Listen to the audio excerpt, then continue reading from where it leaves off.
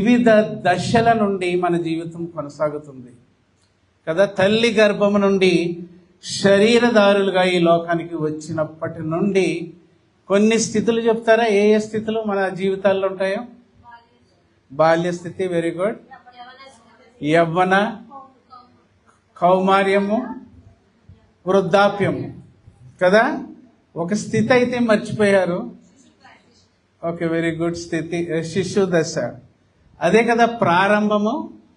ప్రారంభం అదే దశ. ఓకే, మనం అక్కడికి వెళ్ళి స్టార్ట్ చేద్దాం. ఎందుకంటే ఒక దశను మీ ముందు పెట్టాలి అని నేను ఆలోచిస్తూ ఉంటున్నాను.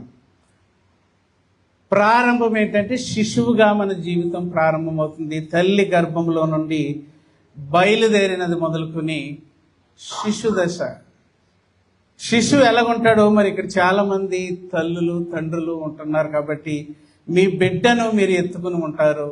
పుట్టినప్పుడే బిడ్డ ఎలాగున్నాడో మీ చేతుల్లోకి తీసుకుని చూసి ఎంతో ఆనందించిన పరిస్థితి ప్రతి ఒక్కరూ అనుభవించి ఉంటున్నారు. కాబట్టి ఒక స్థితి, అది ఏ స్థితో చెప్తాను. శిశువుకున్న స్థితి ఏంటి చెప్పండి? శిశువుకున్న స్థితి ఏంటి? ఎలాగుంటాడు శిశువు? మీ బిడ్డను చూస్తారు కదండి. ఏ స్థితి అంటారు దాన్ని? అమాయక స్థితి, అంతే కదా. అమాయక స్థితిలోనే శిశువు తన జీవితాన్ని ప్రారంభిస్తాడు. అమాయక స్థితి అంటే ఏంటి? వెరీ గుడ్, బాగా చెప్తున్నారు. ఏమీ తెలియకపోవటం. ఇంకా బాగా చెప్పండి. ఏమీ తెలియకపోవటం. ఒరే బొత్తుగా అమాయకులాగా ఉన్నాడే, అమాయకురాల్లాగా ఉందే అని అంటూ ఉంటారు. జ్ఞానం లేదు. ఇంకా బాగా చెప్పాలంటే, ఎందుకంటే బైబిల్ పరిభాషలోకి వెళ్దాం మనము, మంచి చెడ్డలను ఎరుగని స్థితి. అదే ఏ స్థితి? అమాయక స్థితి. మంచేదో చెడేదో మనకి తెలియదు. అమాయక స్థితిలో ఆ స్థితిలో మంచి చెడు అని తెలియదు. ఎందుకంటే ప్రారంభ స్థితి అదే మన అందరిది కూడా. అది మంచిదా చెడ్డదా? అమాయక స్థితి మంచిదా చెడ్డదా?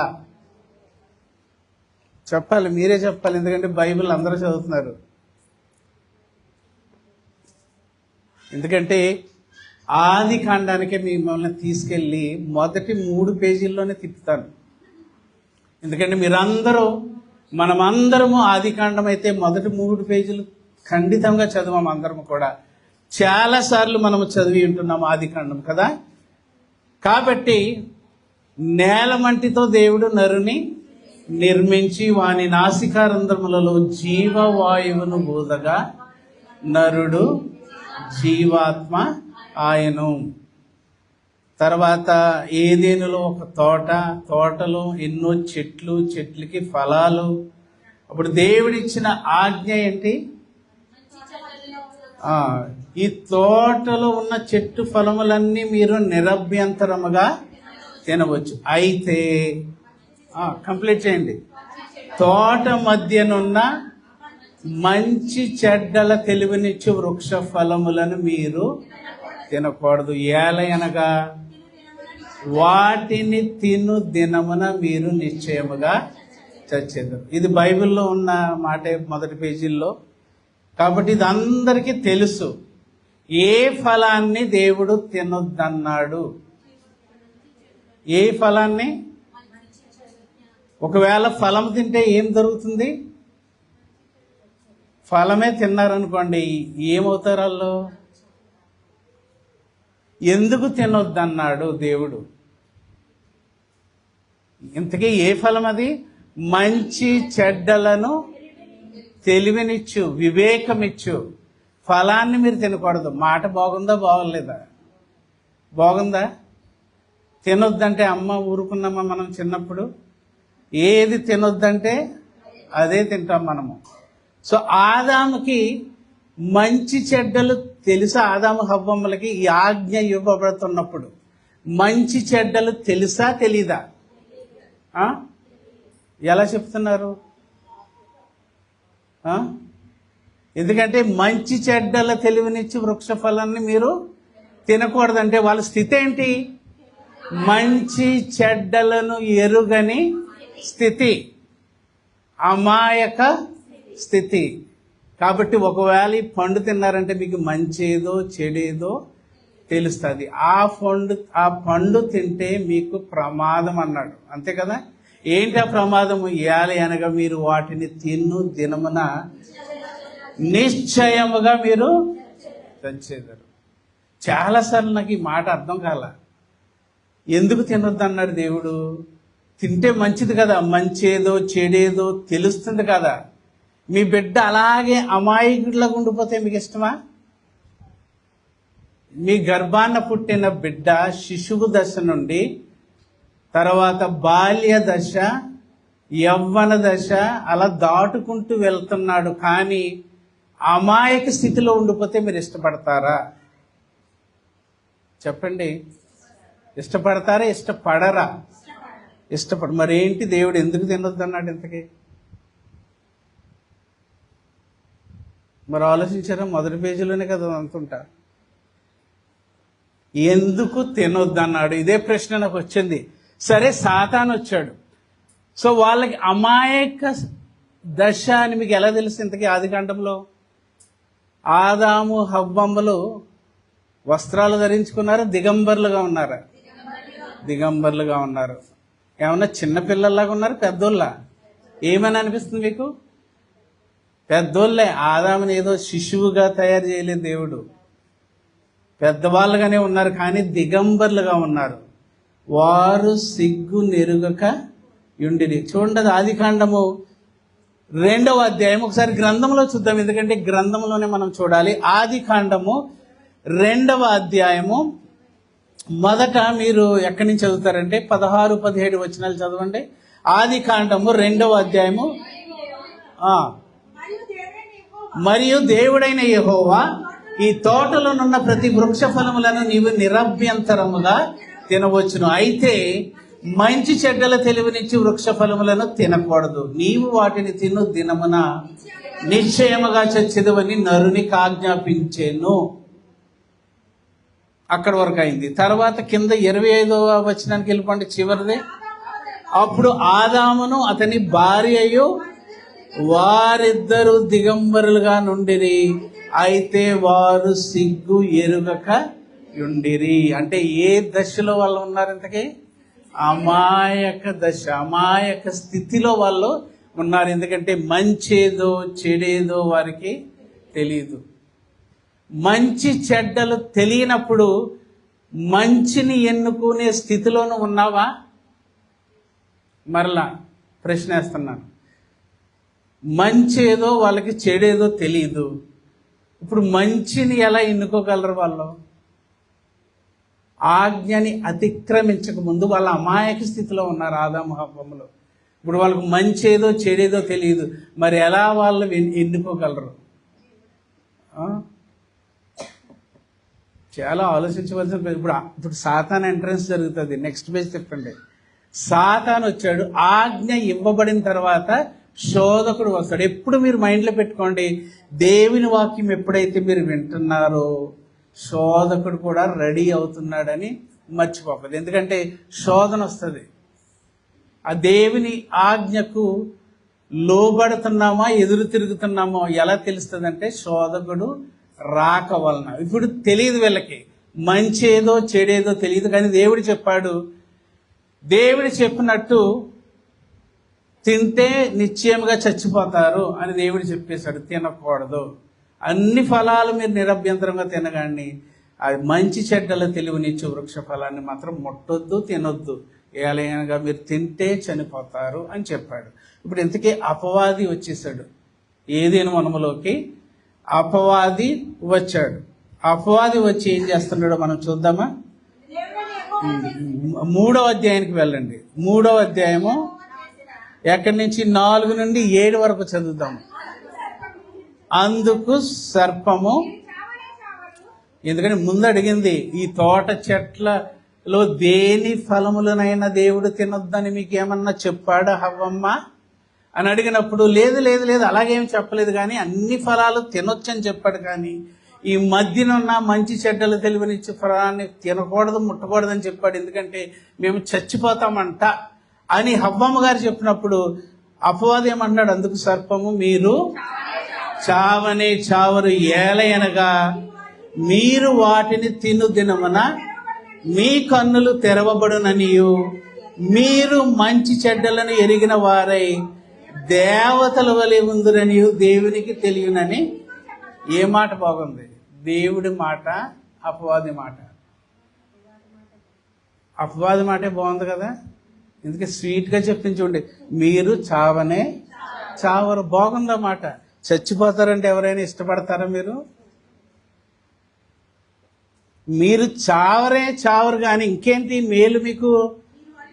మీరు వాటిని తిను దినమున మీ కన్నులు తెరవబడుననియు మీరు మంచి చెడ్డలను ఎరిగిన వారై దేవతల వరే ఉందురనియు దేవునికి. అంటే దేవుడికి తెలుసు మీకు మంచేదో చెడేదో తెలిసిపోతుంది. అలా తెలిసిపోయారంటే మీ స్థితి ఎక్కడి నుంచి ఎక్కడికి వెళ్తుంది? అమాయక స్థితి నుండి దేవతల స్థితి వరకు మీరు వెళ్ళిపోతారు అని దేవుడికి తెలుసు, కానీ చెయ్యొద్దని చెప్పాడు మీకు, ఎందుకంటే మీరు చావరు అని హవ్వమ్మతో. అంటే ఏ బోధ మొదటొచ్చింది వాళ్ళకి? దేవుని దగ్గర నుండి ఆజ్ఞ వచ్చింది. ఆజ్ఞ వచ్చిన తర్వాత అపవాది నుండి బోధ వచ్చింది. ఎంత చక్కగా బోధించాడో చూడండి, బాగలేదు అది? ఇప్పుడు బోధ విన్న తర్వాత హవ్వమ్మ గారు అదే చెట్టుని చూస్తుంది. చూస్తే ఇప్పుడు ఆమెకి ఏమనిపిస్తుందో చూడండి. స్త్రీ ఆ వృక్షము ఆహారమునకు మంచిదియు కన్నులకు అందమైనదియు వివేకమిచ్చు. వివేకం అంటే ఏంటి? వివేకమిచ్చు జ్ఞానం అంటే ఇంకా బాగా చెప్పండి, ఈ సందర్భంలో చెప్పండి. మంచేదో చెడేదో తెలుసుకునే స్థితి అన్నమాట. వివేకమిచ్చు రమ్యమైనది ఉండుట చూచినప్పుడు ఆమె దాని ఫలములలో కొన్ని తీసుకొని తిని తనతో పాటు తన భర్తకును ఇచ్చెను, అతడు కూడా తినెను. చాలు చాలు చాలు. ఎప్పుడు కూడా చూడండి, అపవాది దగ్గర నుండి బోధ వచ్చినప్పుడు అప్పటి వరకు చెయ్యొద్దు చెయ్యొద్దు చెయ్యొద్దు అనుకున్న మనము చెయ్యటానికి రెడీ అయిపోతాం. ఎందుకంటే ఇప్పుడు బాగా కనపడుతుంది ఆ చెట్టు. ఎన్నోసార్లు అవ్వమ్మ ఆ చెట్టుని చూసే ఉంటుంది ఏదైనా వనములో. ఎప్పుడు అనిపించినంత రీతిగా ఇప్పుడు చెట్టు చాలా బాగా కనపడుతుంది, రమ్యమైనదిగా కనపడుతుంది. లాలాజలం ఊరిపోతుంది నోట్లో, తినేయాలి కోసుకుని వెంటనే అని. ఏది మార్పు ఎలాగొచ్చింది అవ్వమ్మలో? అపవాది బోధ వల్ల. బోధతో అంత ప్రమాదం ఉంటుంది అనమాట. అందుకే జాగ్రత్తగా సంఘములో మీరు వినేటప్పుడు వాక్యము అలాగ ఉన్నదో లేదో జాగ్రత్తగా పరిశీలించుకోవాలి. ఎందుకంటే వక్రీకరించి నేను చెప్పాను అనుకోండి, అపవాది బోధన నేను ప్రవేశపెడుతున్నట్టు, దానివల్ల ఏమొస్తుందని దేవుడు చెప్పాడు? మరణము. ఇంతకీ ఆదామును శోధించిందా అవ్వను శోధించిందా? ఆదామును శోధించలేదా? ఆజ్ఞ ఎవరికి ఇవ్వబడింది? అవ్వమ్మకా ఆదాముకా? ఆదాముకి. ఒంటరిగా ఉన్నప్పుడు ఆజ్ఞ ఇచ్చిన తర్వాత నరుడు ఒంటరిగా ఉండుట మంచిది కాదు, వానికి సాటి అయిన సహాయాన్ని చేయాలని దేవుడు అనుకున్నాడు. అది ఎక్కడ తెలుస్తుంది అంటే, మీరు తిమోతి పత్రికలో ఉంటుంది, అది తర్వాత చదవండి. ఆదాము మోసపరచబడలేదు గాని అవ్వ మోసపరచబడి అపరాధములో, అంటే ఒంటరిగా ఉన్నప్పుడే స్ట్రైట్గా ఉన్నాడు. ఎవరు? మరి ఎప్పుడు బోల్తా పడ్డాడు? స్త్రీ వచ్చిన తర్వాత. అందుకే చూడండి, ఇప్పుడు ఏమైంది? తర్వాత ఏమైంది ఇక్కడ? అప్పుడు వారిద్దరి కన్నులు తెరవబడిను. అపవాది చెప్పినట్టే జరుగుతుందా లేదా? అపవాది ఏమంది? మీరు గనక ఫలము తింటే మీ కళ్ళు తెరవబడ్డాయి. చూడండి ఎలా జరుగుతుందో. అప్పుడు వారిద్దరి కన్నులు తెరవబడిను, వారు తాము దిగంబరులమని తెలుసుకొని అంజూరపు ఆకులు కుట్టి తమకు కచ్చడములను చేసుకు. అంటే ఇప్పుడు ఏమొచ్చింది? ఇంతకీ ఆజ్ఞను అతిక్రమించిన తర్వాత కళ్ళు తెరవబడ్డాయి. మంచేదో చెడేదో తెలిసిన స్థితికి వాళ్ళు వెళ్ళిపోయారు. ఇప్పుడు దిగంబరత్వము మంచిది అనిపిస్తుందా చెడ్డది అనిపిస్తుందా వాళ్ళకి? మరి ముందు మంచిదని అనిపించలేదు, వాళ్ళకి తెలియదు. అది వాళ్ళకి మంచేదో చెడేదో. ఇప్పుడు మంచి జరిగిందా చెడు జరిగిందా? ఎందుకు చెప్తున్నారు అలాగా? మీ బిడ్డ అమాయకుడిగా ఉండిపోవటం మీరు ఇష్టపడతారా? చెప్పండి, మీరు ఇష్టపడతారా? వాడు ఎదుగుతూ ఎదుగుతూ ఎదుగుతూ మొన్న హైదరాబాద్లో మా తమ్ముడి ఫ్రెండ్ వాళ్ళ ఇంటికి వెళ్ళాము. చిన్న తమ్ముడు అంటే మా తమ్ముడికి ఆ కుర్రోడికి కూడా నేను పాఠాలు చెప్పాను స్కూల్లో టీచ్ చేసేటప్పుడు. ఇప్పుడు వాళ్ళు పనులు చేసుకుని హైదరాబాద్లో ఉంటున్నారు. ఆ కుర్రోడికి పెద్ద బాబు ఆ వ్యాధి ఏంటో నాకు తెలియదు, ఆ పేరు. ఆ వ్యాధి ఆ బిడ్డ 16 సంవత్సరాల వయసుకు వచ్చేసాడు, పెద్దోడు. కానీ మంచి ఏదో తెలియట్లేదు. పక్కనకు వచ్చి నవ్వుతున్నాడు, ఇళ్ళ పట్టుకుంటున్నాడు, నన్ను మాట్లాడలేకపోతున్నాడు. తల్లి ఎప్పుడు పక్కనే ఉంటుందంట ఆ బిడ్డ పక్కన, ఎందుకంటే ఏమైపోతాడో అనే భయము. వాళ్ళ తమ్ముడు, ఆ కుర్రోడి తమ్ముడు చాలా వివేకిగా మాట్లాడుతున్నాడు, చక్కగా ఇంగ్లీష్లో చక్కగా ఉత్తరాలన్నీ ఇస్తున్నాడు, సమాధానం ఇస్తున్నాడు, పాటలు పాడుతున్నాడు. కానీ ఈ బిడ్డ ఏం చేయట్లే, పెద్దోడు 16. మరి తల్లి మనసు ఎలా ఉంటుందో చెప్పండి? తల్లి మనసు ఎలా ఉంటుంది? మాట్లాడలేకపోతున్నాడు, 16 సంవత్సరాలు వచ్చేసింది. రాత్రి కూడా టాయిలెట్కి వెళ్ళాలంటే తల్లి పక్కన ఉండాలి. ఆ స్థితిలో ఉన్నాడు బిడ్డ. అంటే అమాయక స్థితి దాటి వెళ్ళలేదు. తల్లి ఎంత, తండ్రికి కూడా ఎంత హృదయం, ఎంత వేదనలో ఉంటాడంటే చెప్పలేడు అనమాట మాటల్లో. బిడ్డ పుట్టాడు, జ్యేష్ఠపుత్రుడు, పెరిగి పెరిగి పెరిగి 16 సంవత్సరాలు టీనేజ్కి వచ్చేసాడు. అయినా స్కూల్లో వేయలేదు. స్కూల్లో వేశారు కానీ పని అవదని తీసుకెళ్ళిపోమని చెప్పారంట.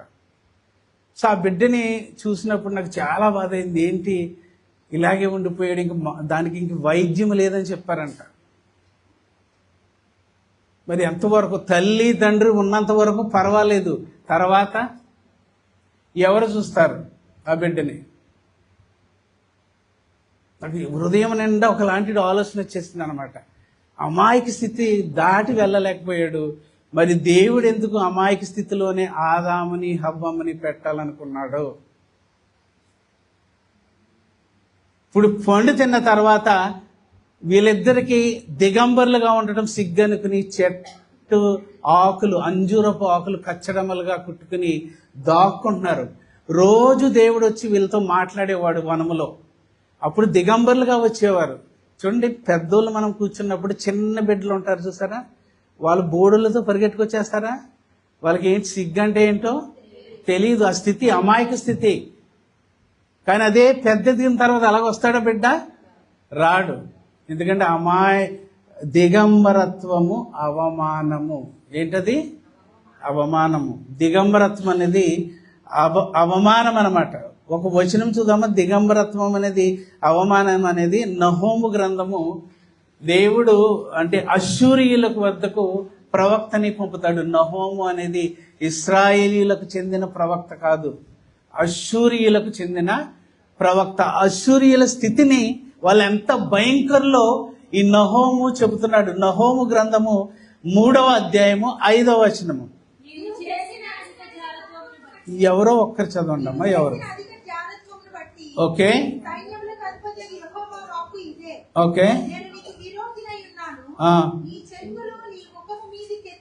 నీ చెంగులు నీ ముఖము మీదకెత్తి జనములకు నీ మానమును, రాజ్యములకు నీ అవమానమును నేను బయలుపరుతునను. అశ్షూరీయుల గురించి ప్రవక్త అయినటువంటి నహూము గారు చెప్తున్నాడు. నీ చెంగులు నీ ముఖము మీదకి, చెంగులు ముఖం మీద పెట్టుకుంటే మానమంతా కనబడుతుంది. అది ఎంత అవమానమో నేను బయలుపరుస్తాను అని దేవుడు అంటున్నాడు. చూడండి, అంటే దిగంబరత్వం అనేది అవమానానికి సూచన. మర్చిపోకండి, దిగంబరత్వము అవమానం యాక్చువల్లీ. కానీ అమాయక స్థితిలో ఉన్న ఆదాము హవ్వమ్మలకి దిగంబరత్వం అనేది చెడు అని వాళ్ళకి అనిపించలేదు. ఎందుకంటే వాళ్ళ అమాయక స్థితిలో ఉన్నారు కాబట్టి రోజు దేవుడితో మాట్లాడుతున్నారు, మంచి సహవాసము కలిగి ఉంటున్నారు. కానీ పండు తిన్న తర్వాత ఏమైపోయిందో చూడండి. అప్పుడు దేవుడు వచ్చి, ఆదాము ఏంటి ఎక్కడున్నావంటే, ఇదిగో మేము దిగంబరులుగా ఉన్నాం కాబట్టి నీ ముందుకు రాలేకపోతున్నామని ఆదాము గారు చెప్పినప్పుడు ఏమన్నాడు దేవుడు? మీరు దిగంబరులని మీకు తెలిపిన వాడు ఎవడంటే ఎవడో వచ్చి చెప్పాడు. దిగంబరత్వం అనేది ఎంత అవమానకరమో మరొకడు వచ్చి చెప్పడం అనేది జరిగింది, అపవాది. ఇప్పుడు అయిపోయిన తర్వాత ఇప్పుడు దేవుడు అంటాడు, ఆదాము మనలో ఒకడైపోయాడు. ఎక్కడ ఉంటుంది వచనము? ఆది కాండములో. ఇప్పుడు ఆదాము మంచి చెడ్డలని ఎరిగిన వాడై మనలో ఒకని వంటి వాడాయను. వచనం చెప్పండి ఎక్కడో. 3:22 చదవండి అది. ఇప్పుడు రిజల్ట్ దేవుడే చెప్తున్నాడు. పండు తిన్నారు, తిన్న తర్వాత ఇప్పుడు ఆదాము హవ్వమ్మల స్థితి ఎలాగున్నదో దేవుడే చెప్తున్నాడు చూడండి. అప్పుడు దేవుడైన యెహోవా ఇదిగో మంచి చెడ్డలను ఎరుగునట్లు ఆదాము మనలో ఒకని వంటి వాడు. ఎవరిలో ఒకని వంటి వాడు? మన అంటే మాట్లాడుతున్నది ఎవరు? దేవుడు కదా. మన అని ప్లూరాలిటీ అంటే త్రిత్వములో ఎంతమంది ఉన్నారు? తండ్రి, కుమారుడు, పరిశుద్ధ. మనలో ఒకని వంటి వాడాయను. ఎవరు? ఆదాము. మంచి చెడ్డలను ఎరుగునట్లు ఆదాము మనలో ఒకని వంటి వాడాయను. కాబట్టి అక్కడి నుంచి వద్దు. అంటే ఆదాము ఇప్పుడు ఎలాగైపోయాడు చెప్పండి? ఆదాము ఎలాగయ్యాడు పండు తిన్న తర్వాత? ఇంకా దేవుడు అంటున్న మాట అండి. ఏమంటున్నాడు దేవుడు? మనలో ఒకని వంటి వాడు. అంటే దేవుళ్ళగా అయ్యాడు ఆదాము, అవ్వలేదా? దేవుడే అంటున్నప్పుడు మీరేంటండి ఆలోచిస్తారు? అంటున్నది దేవుడు. అక్కడ మంచి చెడ్డలని ఎరిగిన వాడై మనలో మాట్లాడుతున్నది దేవుడు. అంటే మీరు ఆలోచిస్తారండి. ఇప్పుడు దేవుడు అన్న మాటకి అపవాది అన్న మాటకి తేడా ఏమన్నా ఉందా? అపవాది ఏమని చెప్పింది పండు తినక ముందు? లేదు మీరు చావనే చావురు, ఏలి అనగా మీరు వాటిని తిను దినమున మీ కన్నులు తెరవబడిననియు మీరు మంచి చెడ్డలని ఎరిగిన వారే దేవతలను పోలియుందురు అని దేవునికి తెలియను అని అపవాది అన్నాడు కదా. ఇప్పుడు దేవుడే ఆ మాట అంటున్నాడు కదండి. మరి అపవాది చెడ్డోడు ఎలాగయ్యాడు? అపవాది చెప్పినట్టే కదా అక్కడ జరిగింది. ఎన్నిసార్లు చదువుకుంటారండి మీరు? అలా చూస్తారండి. ఆది కాండంలో తీసి చూపిస్తున్నాను నేను, ఇంకెక్కడ కాదు. మీరు ఎన్నోసార్లు చదివిన ఆ 3 పేజీల్లోనే ప్రశ్నలు అడుగుతున్నాను. మరి అపవాది చెప్పినట్టే జరిగిందంటానికి రుజువు దేవుడు అంటున్న మాట. ఆదాము మంచి చెడ్డలని ఎరిగిన వాడై మనలో ఒకని వంటి వాడయ్యను. ఇప్పుడు ఆదాము హవ్వమ్మలకి మంచి జరిగిందా చెడ్డ జరిగిందా? బైబిల్ ఇలా చదవాలి. బైబిల్ ఇలా చదవాలి. నీ వాక్య సారాంశమే చెప్పండి సత్యము. The essence of your word is truth. ఏదో అక్కడ ముక్క తీసేసుకుని ఇక్కడ ముక్క తీసేసుకుని ఇష్టం వచ్చినట్టు ఆలోచించకూడదు. బైబిల్ చాలా ప్రమాదం అపార్థం చేసుకుంటే. మరి ఇప్పుడు ప్రశ్నల మీద ప్రశ్నలు వేస్తున్నాను, మీరు చెప్పలేకపోతున్నారు. ఆ అపవాది చెప్పినట్టు యాజ్ ఇట్ ఈస్గా జరిగింది ఆదాముకి. ఎందుకంటే దానికి దేవుడే అంటున్నాడు మనలో ఒకని వంటి వాడైపోయాడు. మంచి ఏదో చెడేదో ఆదాము ఇప్పటికి తెలుసు. అంటే ఇంతకీ దేవుడికి మంచి చెడు తెలుసా? మళ్ళీ ఆలోచిస్తున్నారు. దేవుడికి మంచి, దేవుడు అమాయకుడా? అమాయకుడి దగ్గరికి మనం వస్తున్నాము ఆరాధించడానికి. ఇప్పుడు వరకు దేవుడికి మంచి ఏదో చెడేదో తెలుసా? తెలీదా? తెలుసు. Very good. మరి ఆదాముకి మంచి ఏదో చెడేదో ఇప్పుడు తెలుసా? తెలుసు. మరి చెడేది? చెడు ఎక్కడ జరిగింది? అది నా ప్రశ్న. అబ్బే, ఆజ్ఞ అతిక్రమించడం బట్టి చెప్పేస్తున్నారు.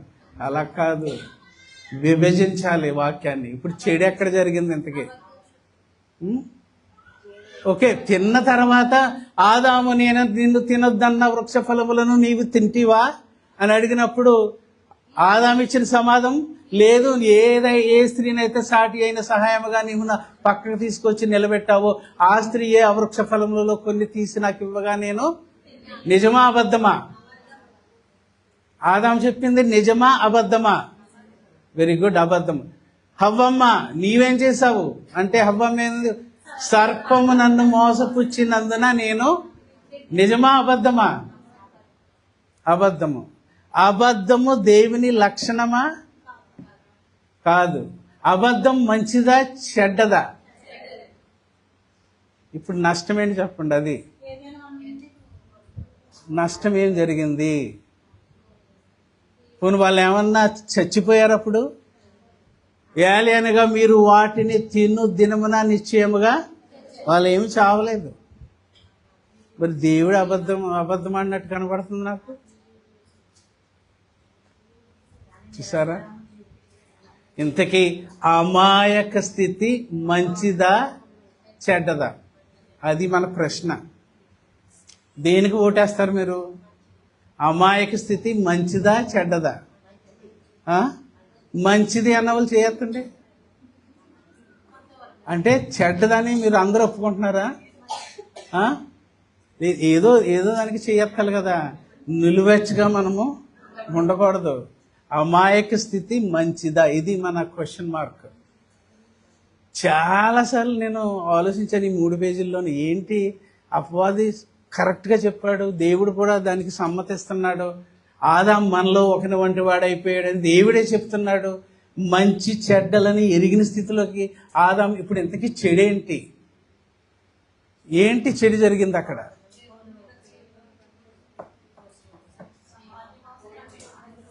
ఆలోచించండి. పిల్లల స్థితి ఏంటి? చిన్న బిడ్డల స్థితి ఏంటి? అమాయక స్థితి. కొంతమంది యేసుక్రీస్తు దగ్గరికి బిడ్డల మీద చేతులుంచి ప్రార్థిస్తారని తీసుకురావడానికి పిల్లల్ని తీసుకొస్తే ఆయన ప్రక్కనున్న శిష్యులు అడ్డగించారు కదా. వద్దు తీసుకురాకండి, డిస్టర్బ్ చేయకండి, పిల్లల్ని ఇక్కడికి రావద్దు అని చెప్తే యేసుక్రీస్తు వారు ఏమన్నారు ఒకసారి చూద్దాం. ఒకసారి వాక్యంలోనే చూద్దాం, బాగుంటది. మత్తయి సువార్త 19వ అధ్యాయము. మత్తయి సువార్త 19వ అధ్యాయము 13 నుండి 15.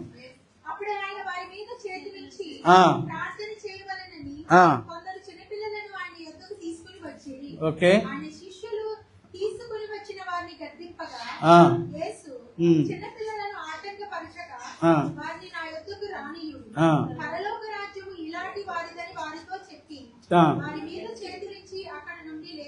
పరలోక రాజ్యం ఎలాంటి వారిది?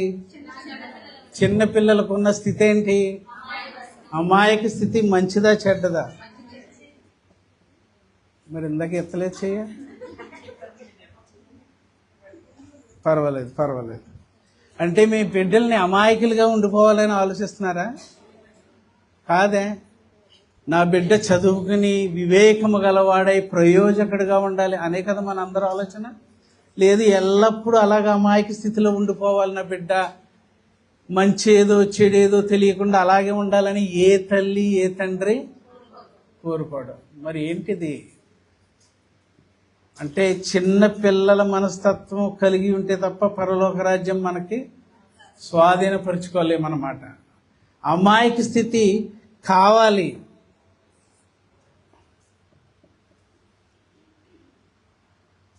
కొద్దిసేపు ఆలోచించండి, ఎందుకంటే మీ నోటి నుండి వినాలని నాకు అనిపిస్తుంది. అమాయకత్వము మంచిదా కాదా? సరే, ఎంత గందరగోళం ఉందో. వాక్యం అలాగ ఉంటుందండి, బుర్ర హీట్ ఎక్కిపోద్ది ఆలోచిస్తుంటే. కొని సిలువ యాగం అంతా అయిపోయిన తర్వాత యేసుక్రీస్తు శిష్యులకు చెబుతూ, సువార్తను మీరు సర్వలోకానికి తీసుకువెళ్ళి ప్రకటించాలి. ఈ సువార్త ఈ దేవుని రాజ్యం యొక్క సువార్త మీరు ప్రకటించాలి. కాబట్టి తోడేళ్ల మధ్యకు మిమ్మల్ని పంపిస్తున్నాను. ఆ మాట అంటాడు. ఒకసారి చూద్దాం అక్కడ. అదే మత్తయి సువార్త 10వ అధ్యాయము 16వ వచనము. మత్తయి సువార్త 10వ అధ్యాయము 16వ వచనము. తోడేళ్ల మధ్యకు గొర్రెలను పంపుచున్నట్టు నేను మిమ్మను. ఓకే, పాముల వలె వివేకులను, పాముల వలె వివేకులను, పావురముల వలె నిష్కపుటులునై. ఏంటి మాటకు అర్థం అంటే 2 గుణాలు కలిగి మీరు ఉండాలి అని శిష్యులతో దేవుడు చెబుతున్నాడు. ఎలాగా? పాముల వలె వివేకులను. అంటే వివేకత్వం అంటే ఏంటి? మంచి చెడ్డలను ఎరిగిన స్థితి, స్వభావం. సో పాముల వలె వివేకులను, పావురముల వలె నిష్కపుటులు అంటే అమాయకులు. వెరీ గుడ్, అమాయకులు. ఇప్పుడు మనం ఆలోచిస్తున్నది అమాయకం. అమాయకత్వంలో ఏముంటుంది అంటే అమాయకులుగానే ఉండాలి, వివేకత్వము కలిగి. ఏ స్థితి ఎప్పుడు మంచిది? నేను ఒక ప్రశ్న అడుగుతున్నాను. నేను ఇక్కడ తల్లులు తండ్రులు ఉన్నారు. మీ బిడ్డ శిశువుగా మీరు ఎంత కేర్ తీసుకుని పెంచుంటారో తెలుసు.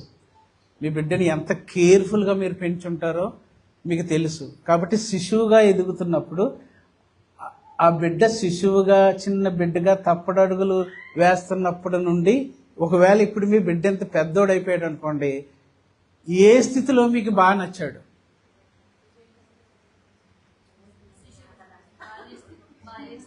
ఏ స్థితి? బాల్య స్థిత? టీనేజ్ వచ్చేసాడు. ఇప్పుడు టీనేజ్లో ఉన్నాడు. ఇప్పుడు బాగున్నాడా, అప్పుడు బాగున్నాడా? 2 బాగున్నాయంటారా? 2 కాదు, 1 చెప్పండి. ఇప్పుడు బాగా మాట వింటున్నాడా, అప్పుడు విన్నాడా? అప్పుడే విన్నాడు. షూర్. టీనేజ్కి ఇప్పుడు చూడండి, ఇప్పుడు ఎన్ని వేస్తున్నాడేమో. మీ బిడ్డనే చూడండి, ఎవరొద్దు. మీ బిడ్డకి ఒక ఆజ్ఞ ఇచ్చి వాడు పాటిస్తున్నాడా, ఎదురు సమాధానం చెప్తున్నాడా చూడండి. ఏది ఎక్కువ? ప్రశ్నల మీద ప్రశ్నలు వేస్తాడు. మీకు టీనేజ్కి వచ్చిన తర్వాత ప్రతి ఆజ్ఞను తీసేసుకోడు. అమ్మా ఓకే హాజరు అన్నాడా? అబ్బే. మరి చిన్న వయసులో వినేవాడు. వాడు అమాయకత్వములో ఏముంటుంది చెప్పండి? విశ్వాసముతో కూడిన విధేయత ఉంటుంది. చిన్న బిడ్డ ఎప్పుడు మా అమ్మ చెప్పింది ఇదే రైట్ అనుకుంటాడు అనుకోడా? మా అమ్మ చెప్పింది తినొద్దంది, నేను తిన్నో. వేదవాక్కులకు పాటిస్తారు. ఒకసారి మా తమ్ముడు వాళ్ళ కూతురికి చిన్న వయసులో చెప్పాడు, అమ్మ కూల్ డ్రింక్ తాగొద్దని. కూల్ డ్రింక్ మంచిది కాదు, ఆరోగ్యానికి చెడు అని చెప్పాడు చిన్న సూత్రముగా చిన్నప్పుడు. ఒకసారి ఇక్కడే బీచ్ దగ్గరికి తీసుకెళ్ళాము. అప్పుడు మా తమ్ముడు లేడు, డ్యూటీలో ఉంటే ఆ బిడ్డని, చిన్న బిడ్డ కదా అని మేము బీచ్ దగ్గరికి తీసుకెళ్తే ఒక వేడి గాలి విసిరిందనమాట. ఆ గాలికి బిడ్డ మోర్చిపోయింది, అన్కాన్షియస్ అయిపోయింది, డీహైడ్రేట్ అయిపోయి. వెంటనే బిడ్డకి నీళ్లు పట్టించాలి డీహైడ్రేషన్ అయిపోతే. కారులో నీళ్లు తప్ప పెప్సీలు, మిరండాలు, ఇవన్నీ డ్రింకులు ఉన్నాయి కారులో. నీళ్ళు లేదు, నీళ్ళు బాటిల్ లేదు. వెంటనే బిడ్డ ఏదో తాగాలి, లేకపోతే రాదు, స్పృహలోకి రాదనమాట. ఆ పెప్సీ తీసి, లేకపోతే మిరండా ఉందనుకుంటా, మిరండా తీసి నోట్లో ఎత్తే నోట్లో వేసుకుంది కానీ మింగట్లేదు. అమ్మ మింగు, కొంచెం మింగు అంటున్నాము, అలాగే పట్టుకుని ఉంచేసింది కానీ లోపలికి మింగట్లేదు. ఎందుకు? వాళ్ళ డాడీ చెప్పారు ఇది మంచిది కాదు, మింగకూడదని పెట్టుకుంది అంతే మైండ్లో. మేము వెంటనే కారు తీసుకుని, నేను వెంటనే నియరెస్ట్ బకాలాకి కారు వేసుకెళ్ళి బకాలా దగ్గరికి వెంటనే నీళ్ళు బాటిల్ తీసుకుని ముఖం మీద చల్లి, అప్పుడు ఆ నీళ్ళు ఇస్తే ఆ నోట్లో ఉన్న మిరండా ఊసేసి నీళ్లు తాగింది ఆ బిడ్డ. ఏ స్థితిలో ఉన్నప్పుడు చెప్పాడు మా తమ్ముడు? అమాయక స్థితిలో ఉన్నప్పుడు ఏముంటుంది అందులో? విశ్వాసం ఉంటుంది. మా నాన్న చెప్పింది రైట్, ఇది చెడు అని చెప్పాడు మా నాన్న. కూల్ డ్రింక్ తాగడం చాలా పెద్ద వయసు వచ్చే వరకు, మళ్ళీ టీనేజ్ వచ్చిన తర్వాత తాగేస్తున్నారు వాళ్ళే. మరి చిన్నప్పుడు తాగలేదా బిడ్డ? ఇప్పుడు నేను ఆలోచించాను, అప్పటికి ఇప్పుడు డిఫరెన్స్ ఏంటంటే, చెప్పండి, ఇప్పుడు మీరే చెప్పాలి. ఇప్పుడు మంచి చెడ్డలను ఎరిగిన స్థితిలోకి బిడ్డ వెళ్ళిపోయింది. ఇప్పుడు మంచిని ఎన్నుకుంటుందా, చెడుని ఎన్నుకుంటుందా? చూసారా ఎంత డేంజర్ జరిగిందో? తండ్రి స్వాధీనంలో ఉన్నంత వరకు, అమాయకులుగా ఉన్నంత వరకు వాళ్ళు దేవుడి చెప్పింది రైట్ అని నమ్మారు. వాళ్ళు తినలేదు. వాళ్ళు ఎంతకాలం వాళ్ళ పండును తినలేదో మనకు తెలియదు. కానీ ఎప్పుడైతే అపవాదం వచ్చి లేదు అది చెడు కాదు, అది మంచిది అని చెప్పాడో, ఎవరి మాట విన్నారు వాళ్ళు? అపవాది మాట విన్న తర్వాత వాళ్ళు దేన్ని చూస్ చేసుకునే స్థితికి వెళ్ళిపోయారు? చెడుని. మంచి చెడ్డలని ఎరిగిన స్థితిలోనికి వెళ్ళిన ఆదాము హవ్వమ్మలు దేని వైపుకి వంగుతున్నారు? ఎలాగ రుజువు? దేవునితో ఏం చెప్పారు? అబద్ధము చెప్పారు. అబద్ధం అనేది దేవుని లక్షణము కాదు.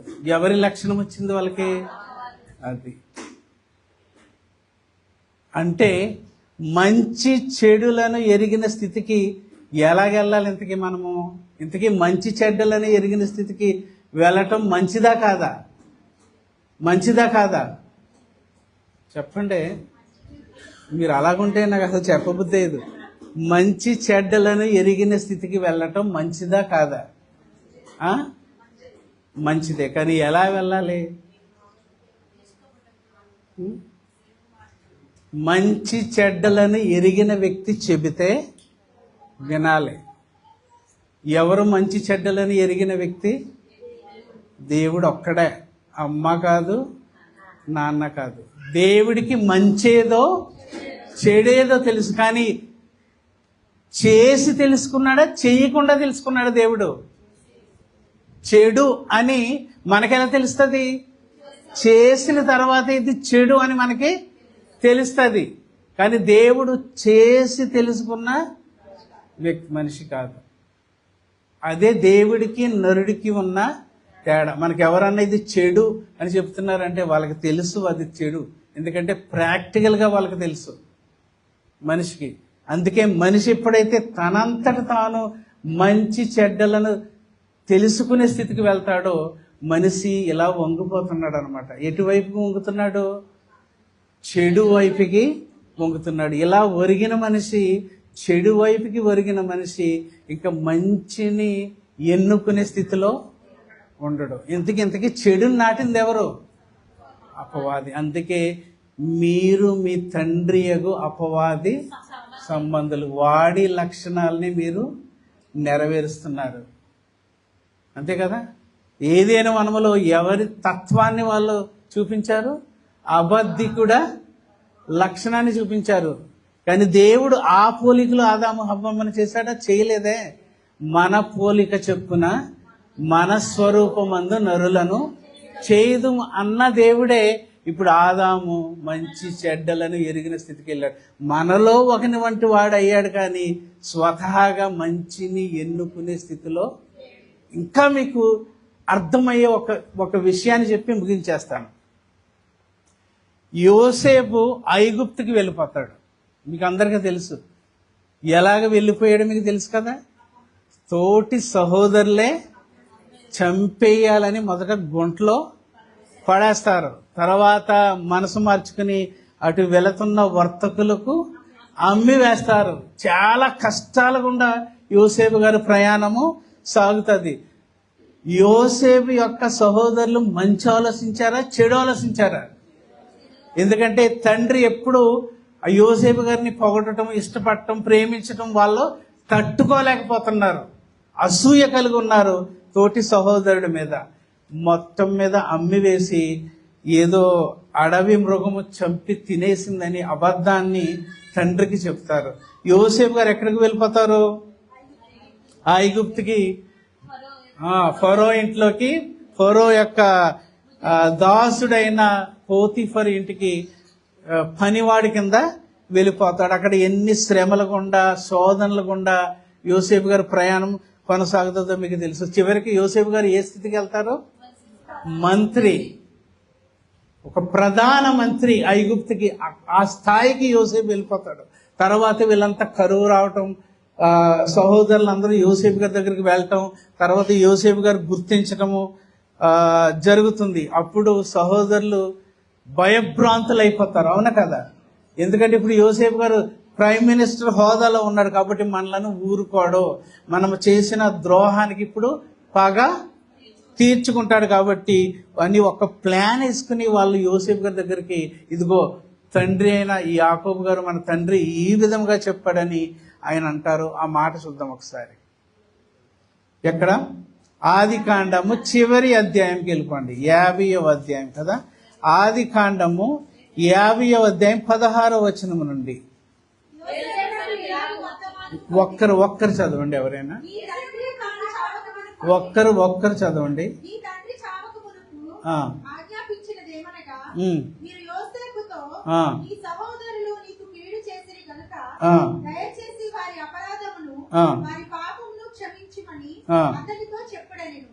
కాబట్టి దయచేసి నీ తండ్రి దేవుని దాసుల అపరాధము క్షమించుమని యోసేపుతో ఇలాగ మాట్లాడుచుండగా.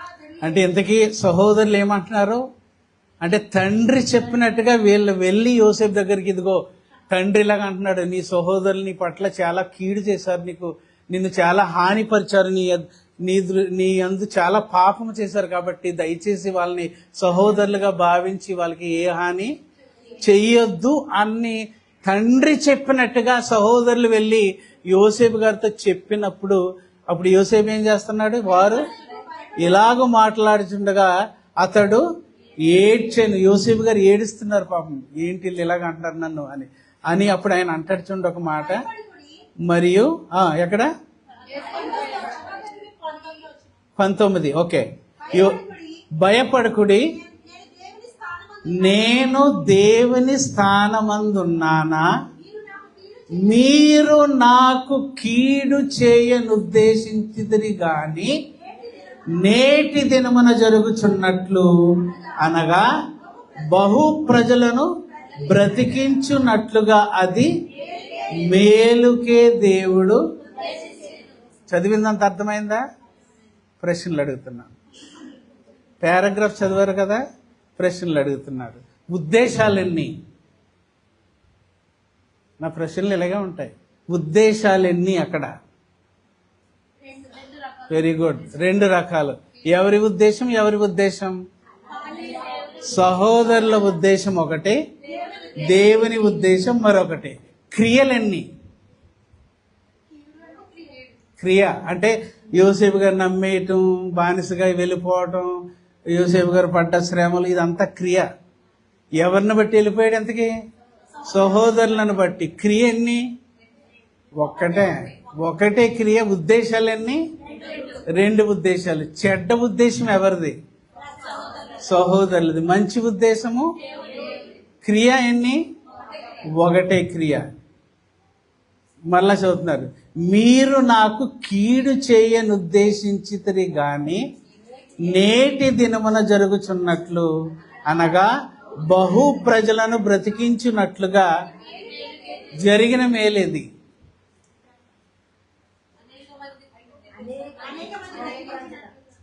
చెప్పండి. కరెక్టే. ఇప్పుడు ఇశ్రాయేలీలందరికీ ఆశ్రయము ఎవరిని బట్టి ఐగుప్తులు దొరికింది? యోసేపు అక్కడికి వెళ్ళటము దేవుని చిత్తమా కాదా?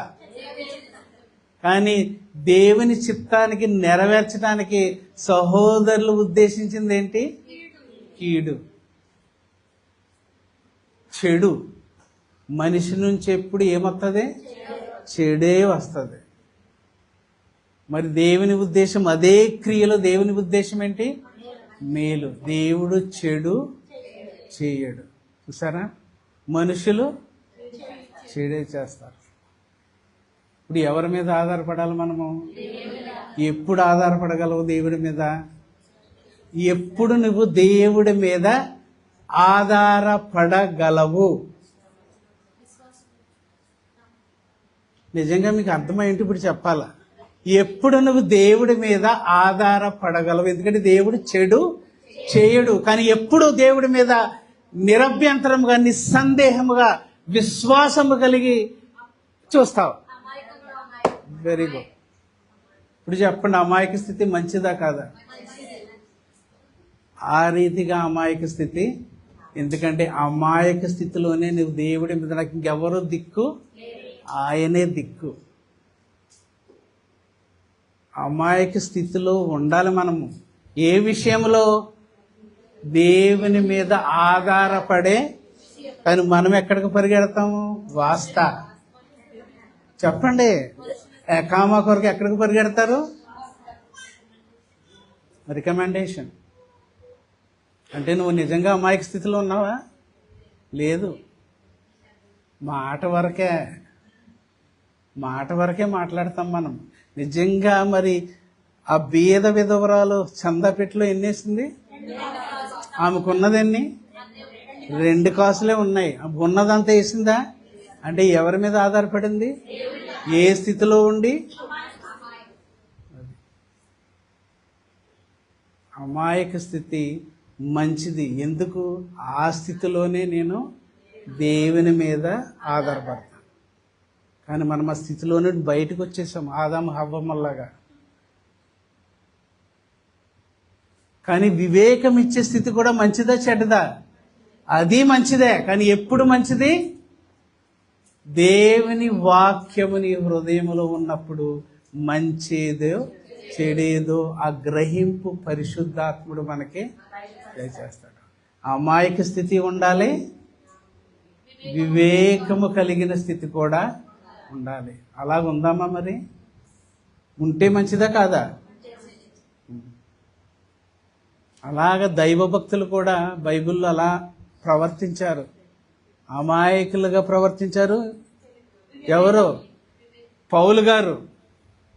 మహాసభకి ఆయన తీసుకెళ్తున్నప్పుడు పౌలు ఏమంటాడు? ఆయన పట్టుకుని తీసుకెళ్ళిపోతారు. చివరిలో 3 ప్రయాణాలు అయిన తర్వాత అపోస్తలుల కార్యములు మీరు చదువుతున్నప్పుడు 3 ఏ ప్రయాణాలు? మిషనరీ జర్నీస్, సువార్త ప్రయాణాలు అయిపోయిన చివరిలో బందీగా పట్టబడి రోమకు తీసుకుని వెళ్ళిపోతాడు.